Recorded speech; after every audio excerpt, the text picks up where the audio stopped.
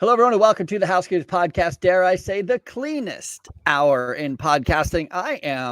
First of all, I'm excited just to be here. Hope everybody had a fantastic Thanksgiving and you're all safe and happy and back at work here this fine Monday afternoon. And I'm super excited to have on Marcel Clarke here on the podcast. Marcel, owner of the Colonial Commercial Cleaning way down in Virginia. How you doing, my brother?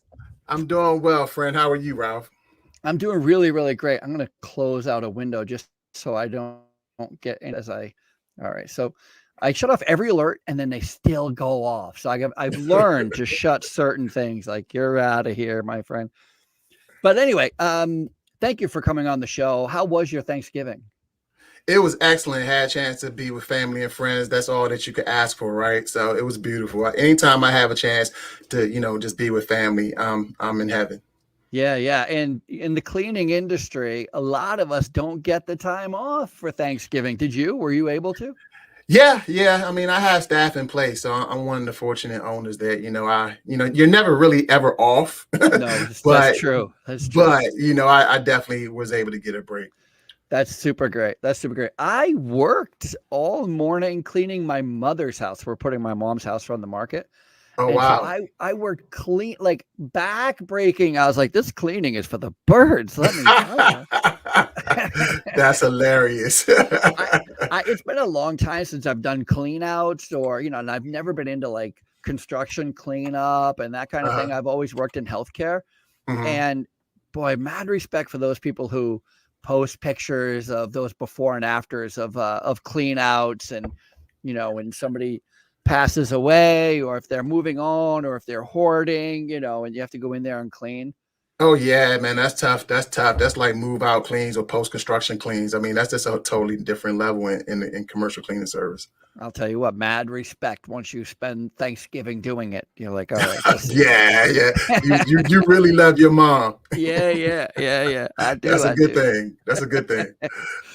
So you're down in Virginia. How do you say? Is it Manassas? Manassas.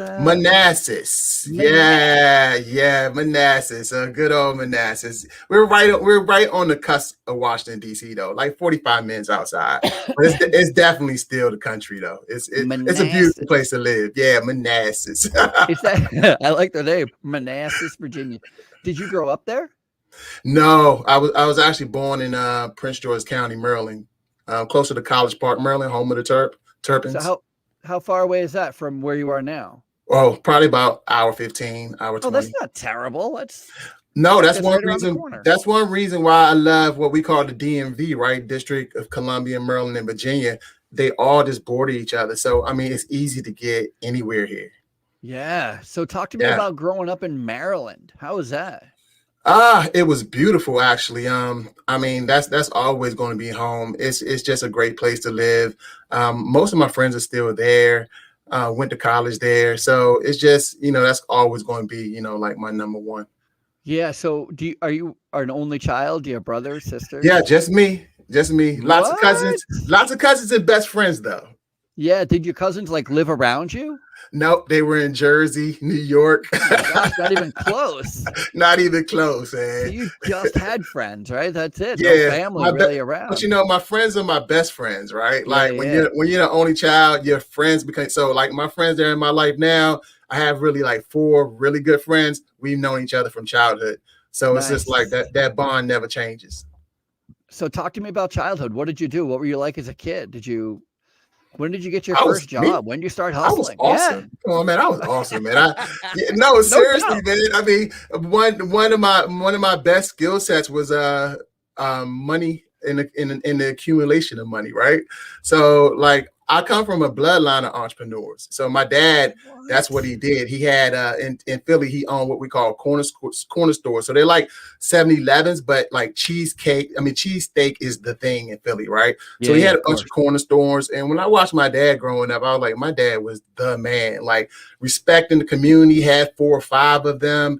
I could always go in. This back when they had the arcade games, when they would have to come to collect the change, the guy give me 40 credits. I could sit there all day playing video games, cheese things. I mean, like I was living large, So I would always toggle between Maryland and Maryland and Philadelphia when I was younger. My mom was go ahead.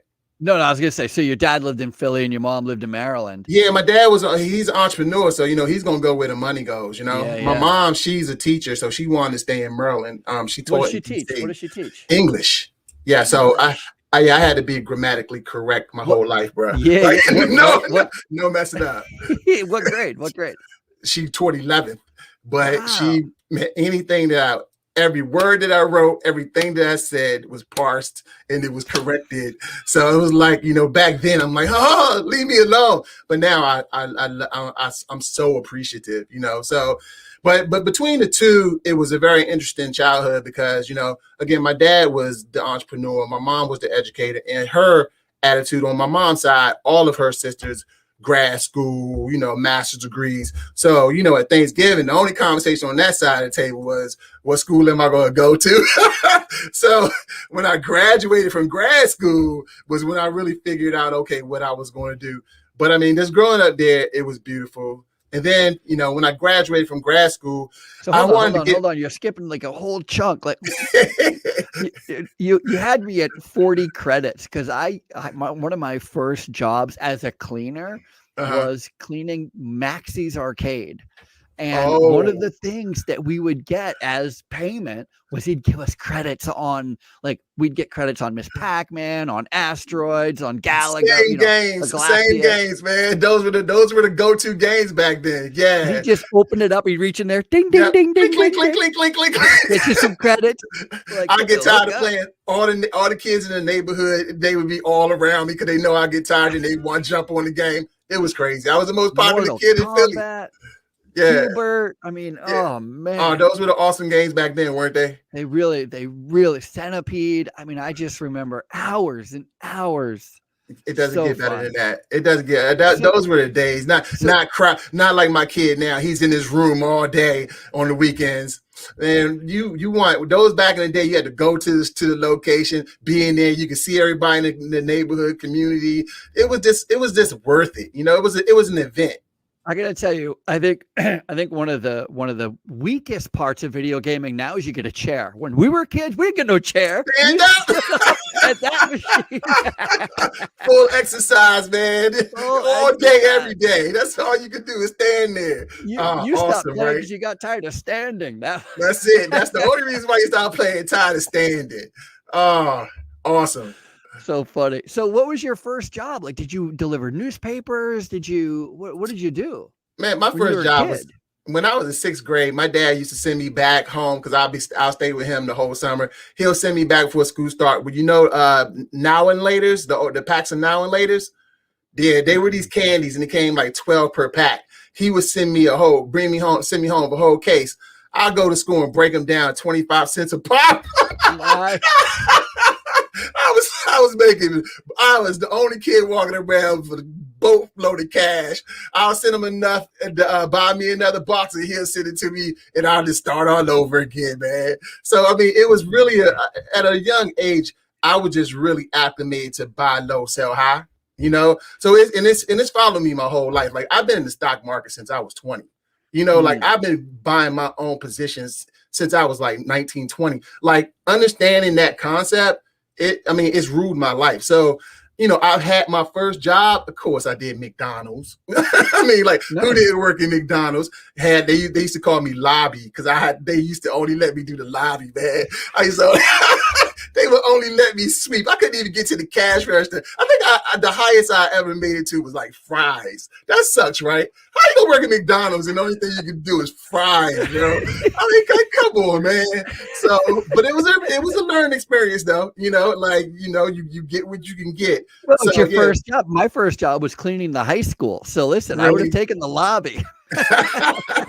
Yeah, cleaning the McDonald's lobby wasn't that bad, but yeah, it sucked, man. But yeah, a lot of fast food places, Roy Rogers back in the day, so those were delivering newspapers. Oh my goodness gracious. I hated delivering newspapers. Really? But it taught you to grind. But yeah, man, you had to get up at the crack of dawn, 3 o'clock in the morning with a big shopping cart and just throwing those things in people's yards. these kids don't know anything now, man. They don't know what real work is. There are grown people who have paper routes in cars, and they they're delivering 300-400 newspapers a day, but it's in their car. I'm like, it's changed a lot. Yeah, I had a BMX bike, and if I got a flat tire, I had 2 feet. Those are my dad never. That's all you had. Can you give me a ride? For what? The newspapers. You can walk. It's on you. Yeah. All on you. Yeah, man. I love those days. Yeah, it was cool. Yeah, so it looks like you've come from a really good. So it's so obvious how you decided to go out on your own. You're kind of born right into the whole idea of hustling for money, going after and getting your own money. It's not. Yeah, that's not for everybody. No, I mean. Yeah, well, I mean, but it was earlier in my life, though, it was a split because I wanted to appease my mom, too. Right. So, again, education. So when I first graduated, I took the 9-to-5 route, but it was interesting because, I mean, I thought I climbed the ladder pretty quickly. Maybe, I was around my mid 20s and I was making 60 grand a year, but I was working for this big organization in Baltimore, and I'm out on a golf course one day with the executive director, and we're just swinging, and I'm just out there going, this can't be the top. I'm like, this can't be the top. I'm like, this can't, and that day I made up my mind that I was going to leave, because I was just like, I'm more than this. I think a lot of people would have been happy to be in that situation. But for me, it was just like, my life is bigger than this, and that's the thing about running your own companies and your business. It's like when you create something, it's like having a child, like watching it grow and just putting all into it and watching it become something. There's nothing that's more fulfilling than that for an entrepreneur. It doesn't get better than that. I agree. And you know what else is super interesting? Now that I look back on it, my own journey, kind of similar to yours, where I was, doing the 9-to-5 grind myself for a long time, had the golden handcuffs and really struggled with getting out on my own. But what really set me off was that when you know business, and I say it all the time, when you really understand your business, you see it in all things, right? It's hard not to see business. I see a kid with a hot dog cart and I start doing math. I'm like, how many hot dogs that guy need to sell? You know what I mean? It's true. It's true. It's true. There's a guy who, and this just goes to my operational understanding. There's a guy who's got a hot dog, or not like a hot dog vehicle, like a truck, like a hot dog truck. But I just noticed, I see him all the time. I just noticed for the first time, he has the water tanks on top of the truck. So it's all gravity fed, and I'm just talking. I just want to go talk shop. I'm like, I have to figure out, put them up there. How many gallons does it hold? It's true. But my point is that when you start looking at it, like when you start realizing that in order for you to get paid 60 grand, you have to make 60 grand for your employer. Otherwise, it doesn't work. And so, wait a minute, I'm making 120 grand in revenue, and I'm only getting 60 of it. I bet if I put my head down, I can make 120 myself. Thank you. And you know what I can do? I can keep it all. Right. And then, right. So, and that's, I feel like we're on the same page here. It was just like, as an entrepreneur myself, my wife is a school teacher. How ironic is this, right? My wife's a school teacher. I'm an entrepreneur. And if she had her way, safety is in, right? It's all about, you should get a job. You should get a job. You should get a job. Entrepreneurship is like this, right? And that's what it is. She's steady. Yeah, right? exactly. So just kind of like your mom and dad, right? Your dad's kind of like up and down. Your mom's real steady. Yep. And what my wife doesn't understand, and perhaps, a lot of people who don't understand, is that after you understand business and you go to work for somebody else, you literally are intentionally kicking yourself in the That's very true. Because the only way to get paid is to make them more money than they're going to pay you. Right. You're like, and you can never, once you become an entrepreneur, you're never going back.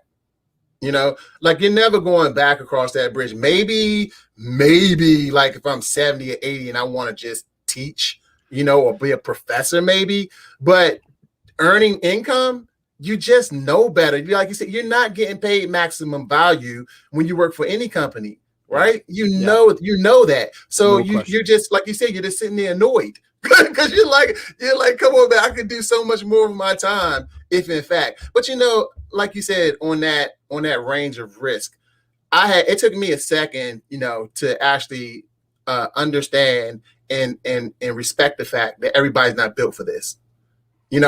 Like you just have people, they need consistent safety, right? They're not going to step outside the box. They're just not. And guess what? We need those people.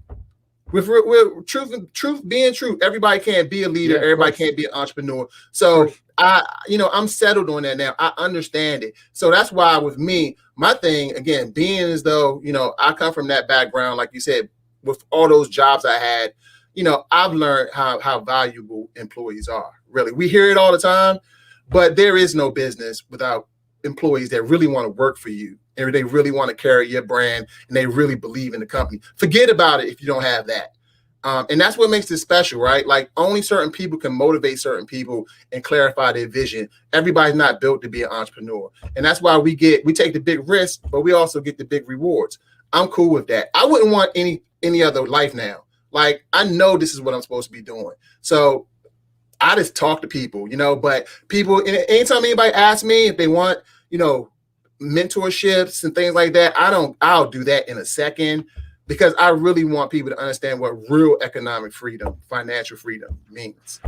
Yeah, 1,000,000%. It's super motivating just to see and hear people's stories like yours that you just kind of went, you know what? I think I can do it on my own. My dad did it on his own. I saw the security and comfort of one side. I saw the excitement on the other side. And you know what? I'm going to try to go for that little excitement, see if I can get something for myself. And how did you end up doing cleaning? How did that come about? Oh, wow. So once I walked off that golf course, basically. What were you doing, by the way? What was that job that you left? I was director of quality improvement for, the state of Maryland. I was overseeing blah, blah, blah. Sounds terrible. Yeah, but blah, blah, blah. Reports and all. It's like, this boring, actually, now that I look back. Oh, my gosh, this pencil pusher. But once I walked off that golf course and I was like, you know what, I wanted to do something different. The opportunity, and obviously you have to be good at, squirreling away money, saving your money. But once the opportunity presented itself, I had a friend that was a broker. And, I coming off of grad school, some of my friends, they wanted to get PhDs. I was worn out from grad school. Like, I don't want that. So to me, I was like, my PhD is going to be in a business, like running a business, but I didn't know what I wanted to do either. Talked to my broker friend, long story short, I'm driving down the road one day and I look to the right and it's this this residential cleaning franchise and they have like 40 cars. I'm like you said, I'm like doing the money and I'm calculating the cash. I'm like, dang, they getting paid. So I just happened to ask my broker friend, I was like, listen, this company is up the street. They look like they're making a boatload of money. It's residential cleaning. I knew that, it wasn't going to be super complicated, but I also wanted to understand the nuts and bolts of business. It's okay to learn it theoretically in a book, but it's something totally different to apply it, right? So I knew it was going to be a franchise. So my friend basically flies me out to Nebraska. I start, I meet everybody, all the decision makers. We clicked, came back. The franchises though, they sell you zip codes. So you don't get, you're not gonna get all of Virginia. Mm-hmm. You're gonna get the zip codes around, and Manassas happen to be open. So a lot of zip codes that you have to purchase. But the ball started rolling. And again, I bought the franchise because it gave me a chance to look at the nuts and bolts of the business. It truly is turnkey. That doesn't mean you're going to be successful, but it's definitely going to it's a map. And they're like, can you execute on the map? And then the ball started rolling. Is it the type of, or was it that you're not in that franchise anymore, are you? No, I'm not. No, so you just started there. And is it the type of franchise where they literally are doing the sales for you? Like that people are calling them, hey, I need a cleaner. And then you're like, no problem. They call you up and they're like, hey, we have these 6 new accounts for you. These are the contacts. This is when you're going to do it. This is how much you're making. Is that? Well, they do. It's definitely a machine behind the scenes. Yeah. So they have a call out sales center, right? Mm-hmm. And obviously you running all the other platforms. Google back in the day was brand new. Direct mailers. So they're giving you the system that you have to. You had to. Some of those things you had to purchase. They do give you the sales center. You're still responsible for going out there and closing the deal at the home. So you have to have a sales rep, or at the time when it first started, it's me. You get the sale, and the first time the girls do their first time clean, then you're going out there to kind of deliver the information relating to the clean, what ongoing pricing would cost you, blah, blah, blah. But they give you that package, but you definitely have to be able to, put it together, be there, sell the brand. So it's a system in place. I think that's got to be like one of the best ways to learn it, right? Because I remember I started in healthcare, and I did my first job in healthcare and I was just by myself, and I was terrible, because I didn't know anything. Mm-hmm. And then the company I was working for outsourced the cleaning to a company that specializes in healthcare. And it was the greatest life lesson in my life. Was they taught me everything. It was like, there you go. There you go. It's the same kind of thing, right? Like, right, and that's what I mean. It was my PhD in business when I bought the franchise. Right, Mm-hmm. like you get to see it. The thing that helped me become a lot more successful is they just showed me what a real system looked like.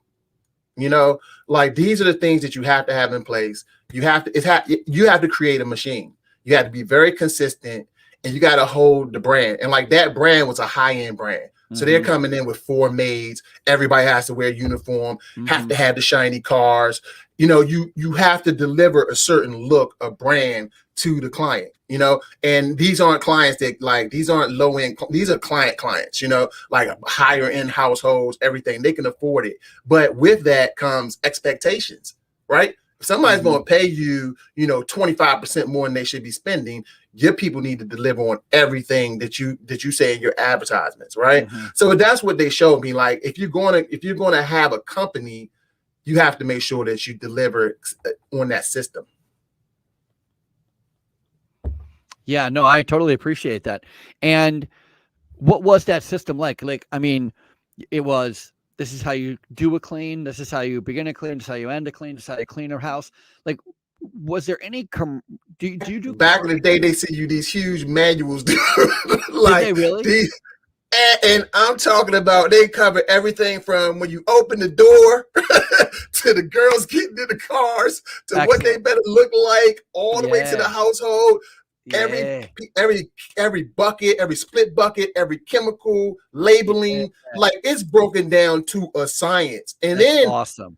Yeah, and then they let you come home, but then you have to go back out there, right? Because then they want you to make they test. It's kind of like they test you. They'll have you go out there, but then they assign like a business coach to you. She'll fly out unexpectedly, just pop up on your doorstep, and she's there to make sure that the girls had to have breakfast in the morning, some sort of breakfast, like the whole system. You have to make sure that you're following it. And we're talking just residential, right? So why'd you get out and get into the commercial space? Oh, that's a great question.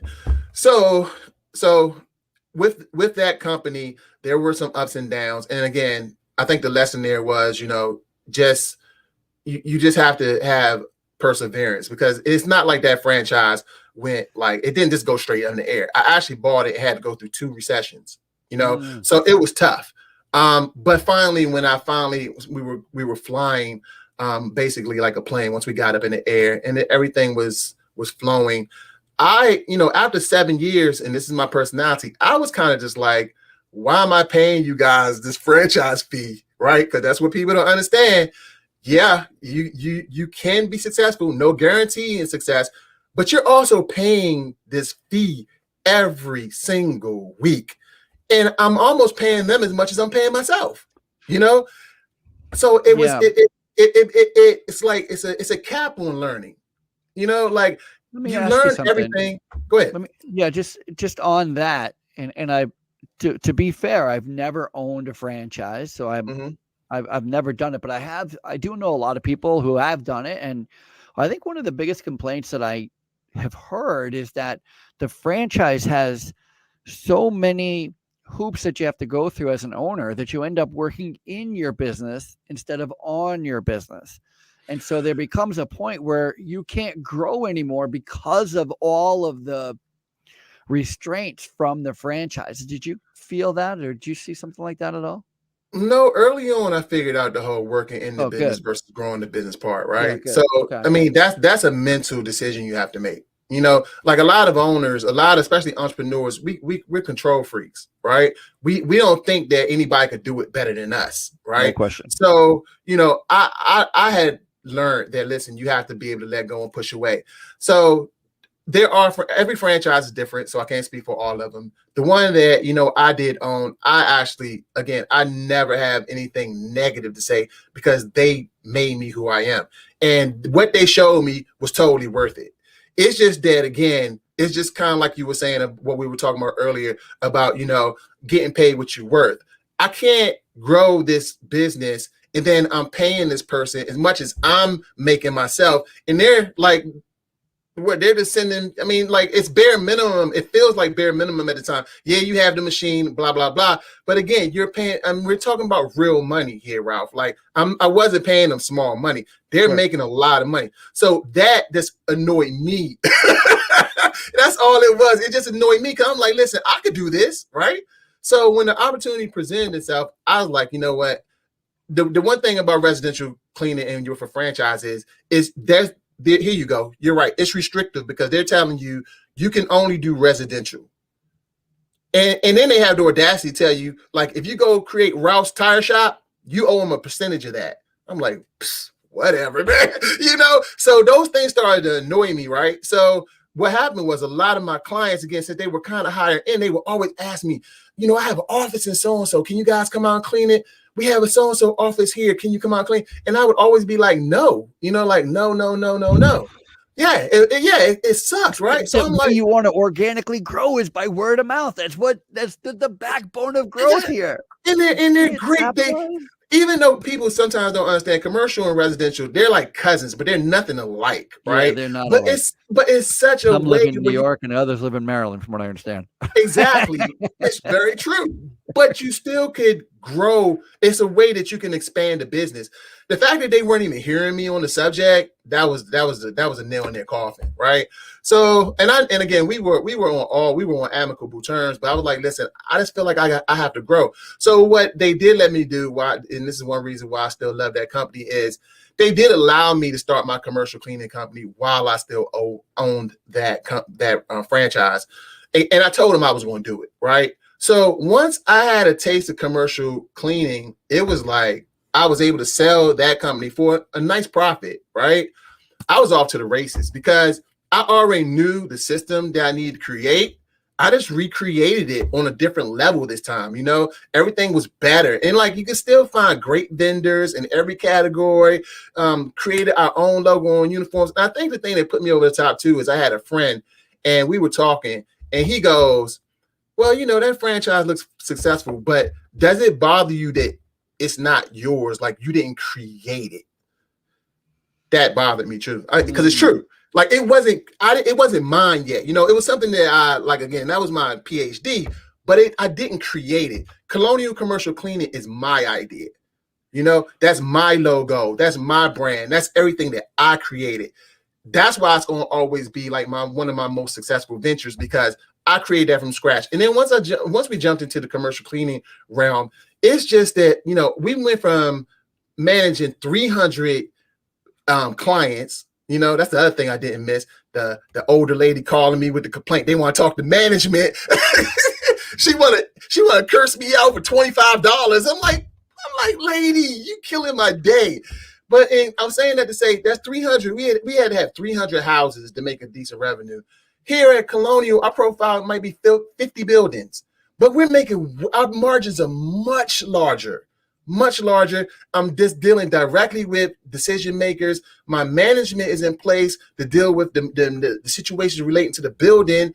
It's just much more manageable, and it's nearly the complaints. Not nearly as much complaints. It was overwhelming at one point. It's like people aren't perfect people. Like y'all get mad Oh, they used to get mad over the dumbest stuff. Yeah. And you just can't win. You start to feel that when you hear too many complaints, like especially on a volume of 300 customers, you're going to get 10% of that. And you're just hearing them complain about the dumbest stuff. And then your staff is getting blamed for stuff they didn't even do. Like, that's what I didn't like too. Like, once we're in the house, everything was my team.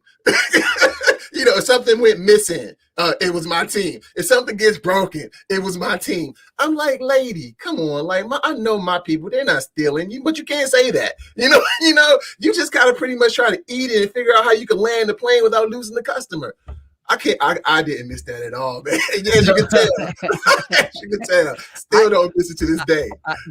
I've been there. I worked for a residential cleaning company, and we would go out in teams of 2, and it was the same thing. Like, one of the things that I learned early on was if you didn't, I worked with a girl. So I was, like when I was a young guy, so I was kind of like put on different teams. I wasn't in charge of any of the teams, so they would just bounce me around. I eventually worked with a girl who always left a note on the counter, and it was, "Hello, Mr. and Mrs. Whoever. We're just here today. Just want to let you know everything really great. Clean this area and this area and this area. Hope you're having a blessed day." Like that. She would leave that note in every single house, and I was like, why are you nobody else was doing that, and she was the only one not getting customer complaints. And what dawned on me was she was doing something.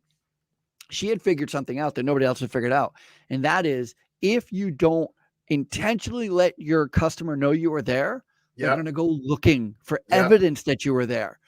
And the last thing you want your customers to do is to go look for dirt. Exactly. You're going to find it. Exactly. They're going to find something.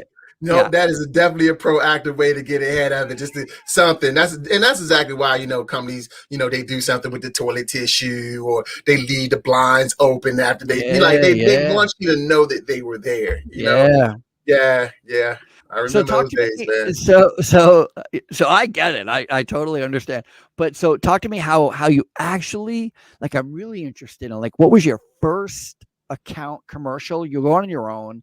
What's the first account or 2 that you got, and how did you get them? Like, did you go knocking on doors, cold calling? Did you already build it off your existing contacts? Like, what was the move? Well, you know what? Actually, it was a combination of both, because there's a small church down the street, and that owner called me, and they had us come in, and they basically gave us the business because we're right here in Manassas. We're just local. We're good old Manassas, and it was our very first account. And it was really fulfilling. Honestly, it was just really, it was cool because it was in our hometown, but also it let me know that we could do it, and it was just like I said, I mean, I hit the ground running because I already knew what the system had to look like, so we were still we were on Google, we were doing direct mailers. B2B is different from B2C, but there's still some commonality there. So staying in front of the customer in a lot of different ways is just a prudent thing to do. But your business definitely still can come from referrals. It'll come from buildings that you already have. Like we have a really large postal carrier, and they're a national brand. But what they'll do is, when they're at their conferences, somebody might be complaining about their commercial cleaning company, and that's thing we get a call, so word of mouth is still there. Your reputation, the quality of the work, it all speaks for itself. And the thing about my company is, again, this comes from me owning that franchise. We don't do the whole low ball contracts, bottom feeding. Like, that's a headache. That's just a lose situation, right? So I'm much more intent going after the quality contracts, promising the quality cleans, quality controls, a system that's in place that's going to consistently deliver. I'm cool with that high bar. What I'm not going to do, though, is chase any contract that's a loser. You're sitting there losing, the customer's losing because you could barely afford to have the daggone right personnel in the building.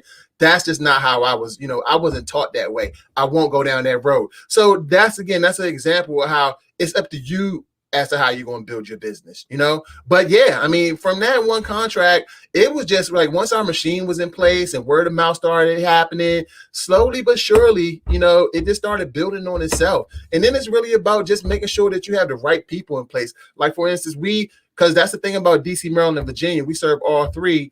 If we have a contract in DC, I'm hiring in DC. I'm not going to hire somebody in Manassas to drive up to DC every day.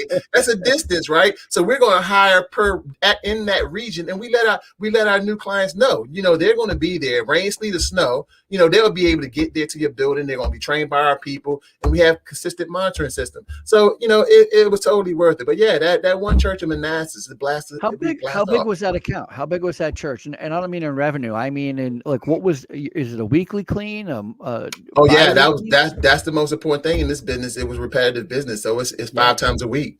5 times a week. It's a big church then, pretty busy. Yeah, it's a nice sized church, Monday through Friday, and then if they have a school attached, a daycare,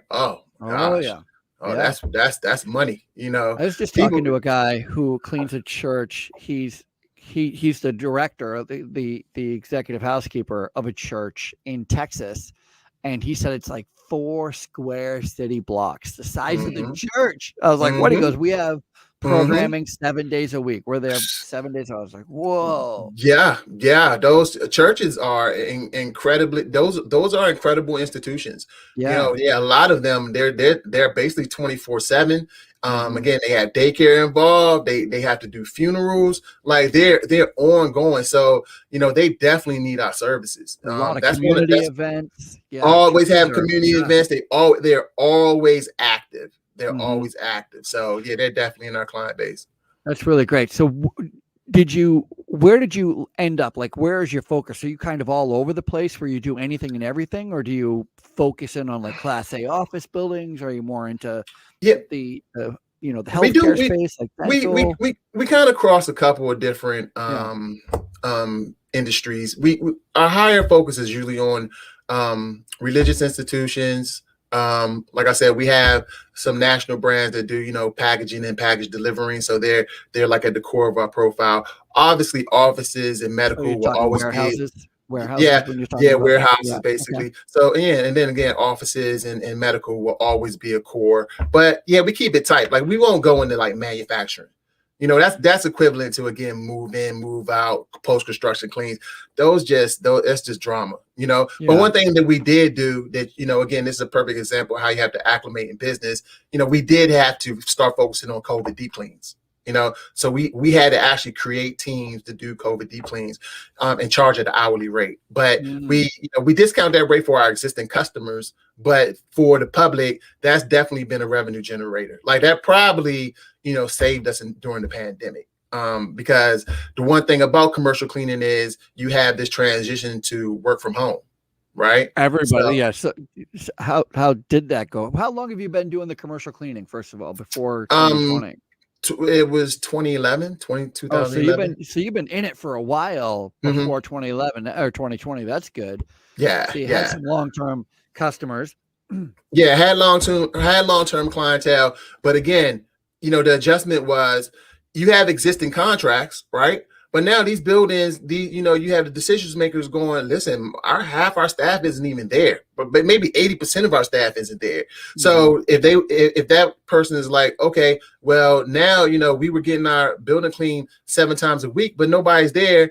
The first thing you cannot do is go, well, you're contractually obligated.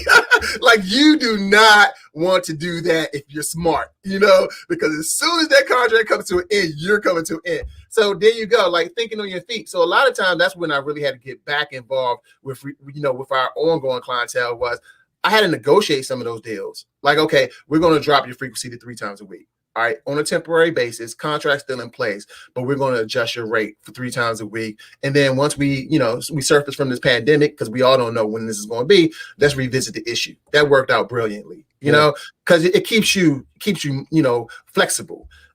So again, that's the thing about, ownership and being a leader in any space. You have to be able to adjust as an entrepreneur. Everybody knows we wear 1,000 hats, accounting, advertising, employee relations, customer relations. Yeah, we do it all, but you have to be able to do it all well, and then And then under pressure, like this pandemic, you have to be able to settle down everybody. And like my conversation with staff was, since I had been through 2 recessions, it's not about growing the business right now. It's about maintaining the current business we have.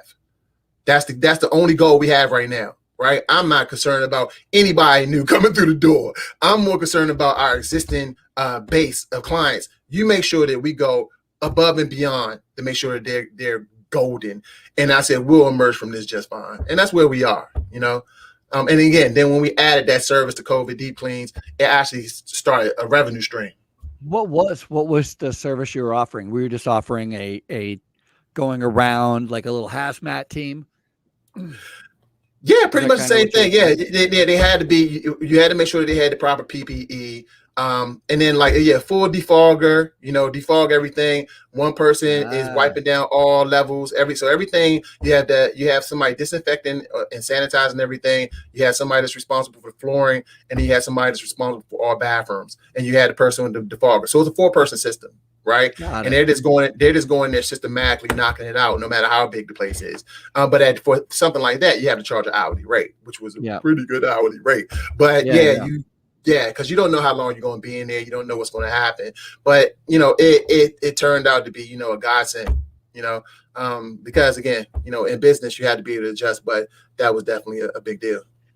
Yeah, it's super important, I think, in the cleaning industry. I think it's one of those industries where pivoting is the rule of the game. It's not, you know, it's not something that happens rarely. It's something that happens all the time. And it happens because of staffing. It happens because of messes create. You know, if you have toilets overflowing, you have I work in healthcare. You wouldn't believe how many times fire alarms go off, sprinklers go off, and there was no fire, but sprinkler says now it's flooded. Now we have to go in there because it's, you know, it's calling a crew at night for that kind of emergency cleanup stuff. That happens more often than you could imagine. Than people would ever imagine. Yeah. So that's what I try to. I definitely, you know, train my employees to understand, but I also, with my clients, I let them understand too that, listen, it's not about if a mistake is going to happen.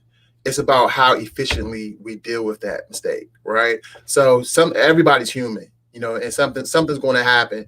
Our fault, whose fault it is, doesn't really matter to me. Question is, do we get your issue resolved? And that's where we are, right? It's like, be on it. Like, be on it. I don't want to hear about something lingering until tomorrow. Get on it now. You know, if it takes till tomorrow to resolve it, fine. But let the client see you dealing with it absolutely at that right there at that moment. People respect that. Yeah, absolutely. And with so much competition, there is so much competition. You know, one of the greatest things about the cleaning industry is it's a low barrier entry, and the worst things about it is a low barrier entry. You can really have a lot of competition out there. You can. And I've told this story before. On my street, there's probably, let's say there's 30 houses. We probably have 20 different landscapers in the 30 houses because everybody uses somebody different. That just goes to show you how easy it is for me to go to the neighbor and go, who do you use? Because my guy's not cutting my, not doing whatever I want him to be doing. It's the same thing in cleaning. So being, that Johnny on the spot, being that proactive person, I just gave a seminar. I was at the ISSA show in Las Vegas. Did you go to that? To the No, I didn't go this year. BSCII. It was a great show, actually. It was really well attended. It was a lot of fun.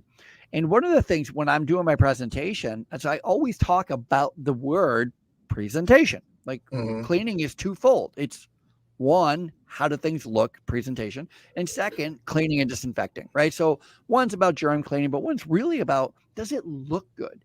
And I had somebody come up to me after and they're like, nobody ever talks about that. Everybody's now talking about either, cleaning for health or green cleaning. And I'm like, yeah, forget all of that. Does it look good? That's all. Thank you. It does. That matters. That matters.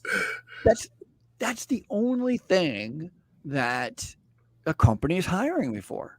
Does it look good? Do they come in the morning?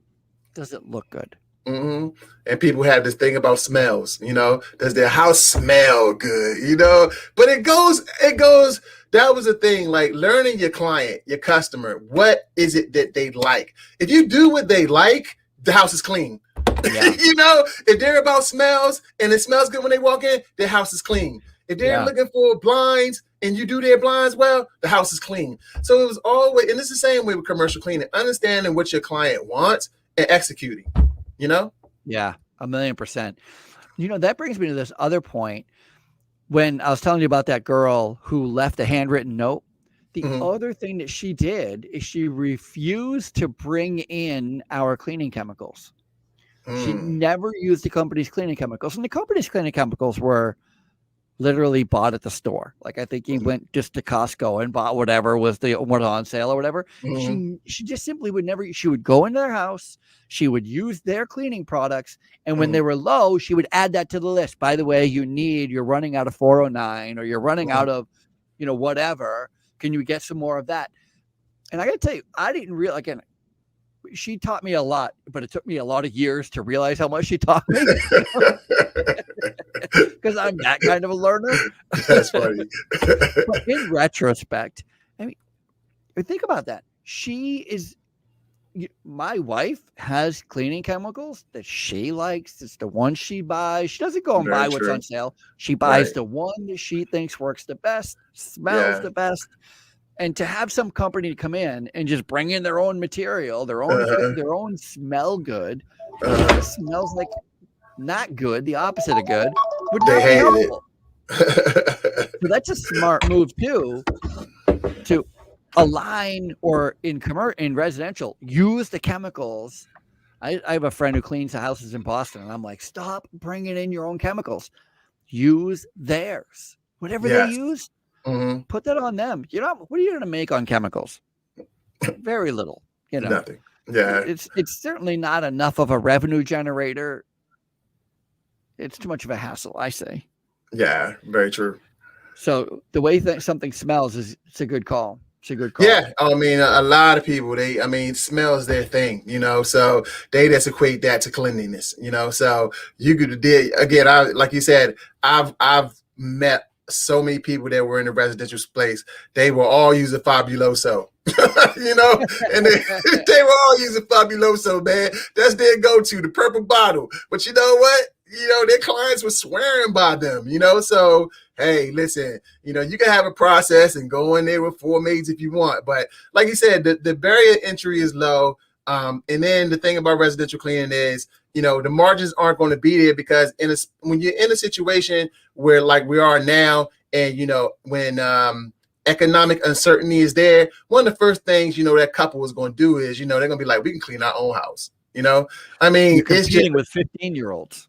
Yeah, yeah, exactly. Right. Like they're gonna issue some extra chores, Exactly. Like, it's just common sense, right? Yeah. But at work, you're competing with adults who you don't even have to ask them. They'll tell you it's not their job to clean. They're the best to compete with, because they'll do anything to not do it. Like, yeah, give it to me. Hilarious. I'll take the business. Give me the business. So what's next for you? Where are you guys headed now? What's the next best thing here? Where are we going? With Colonial, we still have some work to do. I think we can still expand into, certain markets. I mean, we're pretty dominant in Virginia, but now when I first started, there might have been like 2, maybe 1 national competitor. Now they're flooding the zone, So now I'm like, okay, it's time for us to, get into gear, because we still haven't penetrated DC and we still haven't totally penetrated Maryland. So now we can expand into those regions and, make our brand known. So, I'll be doing this for, a few more years, but I know me. What is your thoughts regarding, or have you been thinking about maybe focusing more on one industry or 2 industries as opposed to? Yeah, we're definitely doing that. Yeah, we're focusing a lot more on religious institutions. Again, I just like how they're comprised, they're built, they're in our wheelhouse now. We have like 15 of them, so we understand that model, what they need. So yeah, we're definitely starting to laser target on particular industries, right? Even though we do have the capability of doing them all, we definitely are trying to like laser focus on having one niche. So that only makes sense once you've been doing something for a long time. Because again, same thing in this business. People want references. They want to see that you understand their industry. So because they're one of ours, they're between religious institutions and schools. Those are pretty much like in our wheelhouse, our go-tos right now. So yeah, that's where we are in expansion. But I'll own Colonial until I get bored. And then with me, I like to move on, man. I don't want to do this. This is not my thing forever. I'll grow my baby, but I get people I get nationals calling me all the time trying to buy my franchise, buy my business. So I'm not selling at the moment, but yeah, I'll do it because I have other interests. And it's again, I only do something to a certain extent, and then I'm like, been there, done that, mastered it. I like to keep my brain challenged. I want to do something else that's going to challenge me. Yeah, I like that.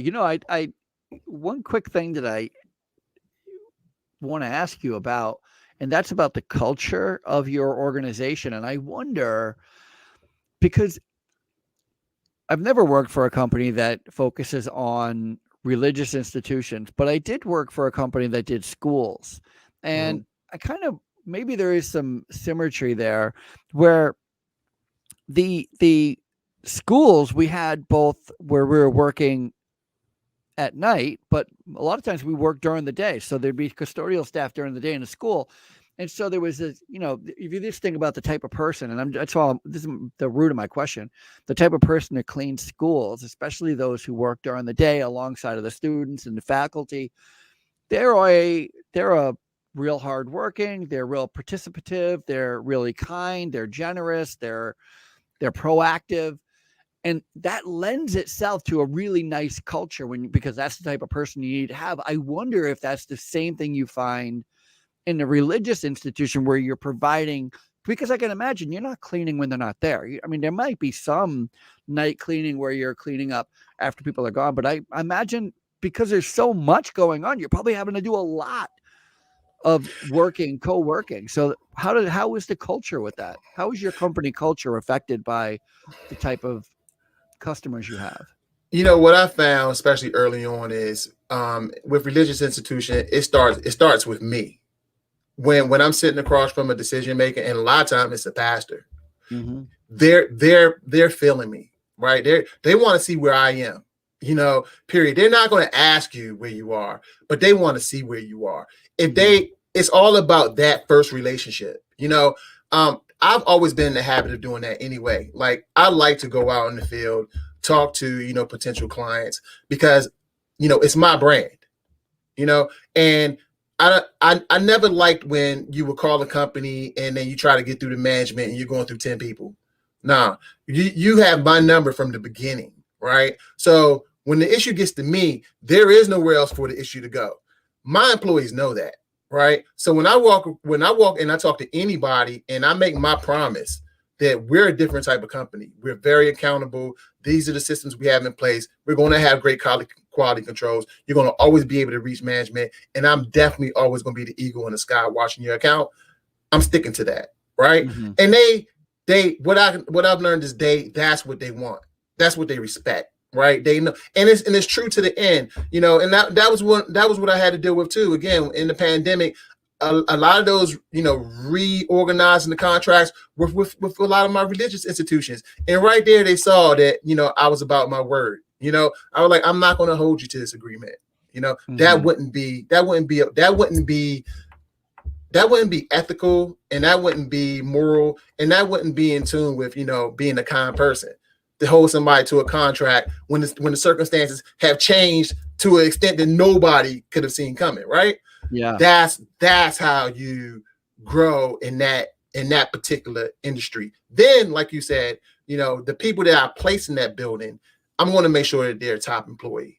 My employees go through training, they go through a screening.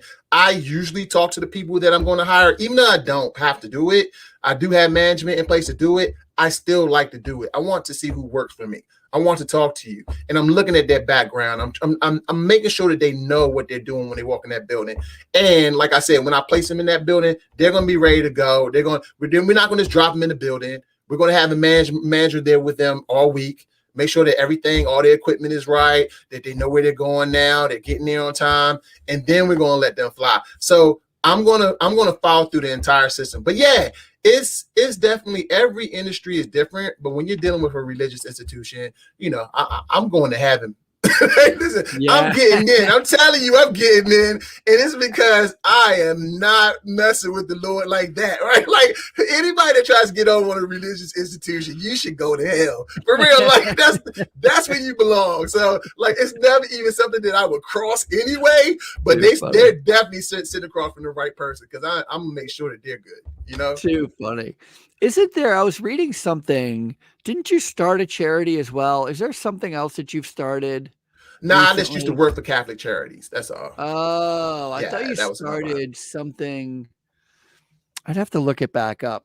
But I thought there was something that you were involved in besides the Colonial Commercial Cleaning. Oh yeah, I have a real estate development company. Millennium Strategic Investments. Oh, yeah. So that's another one of my babies. Real estate development is a whole nother industry. But yeah, that's what I do. It's a company that I've owned for 5 years, and it's doing well. It's doing well. Do you know who Grant Cardone is? That name sounds very familiar. All right. Well, if you're in the real estate game, you have to, at the very least, Google Grant Cardone. Okay. Because he's into the real estate too, but he's really smart, really motivating, really fun to listen to and to watch and engage with. He's written a bunch of books on sales and marketing, and okay. Grant Cardone. I really recommend checking him out, especially if you're in the real estate game. He just made my list. I'll do that.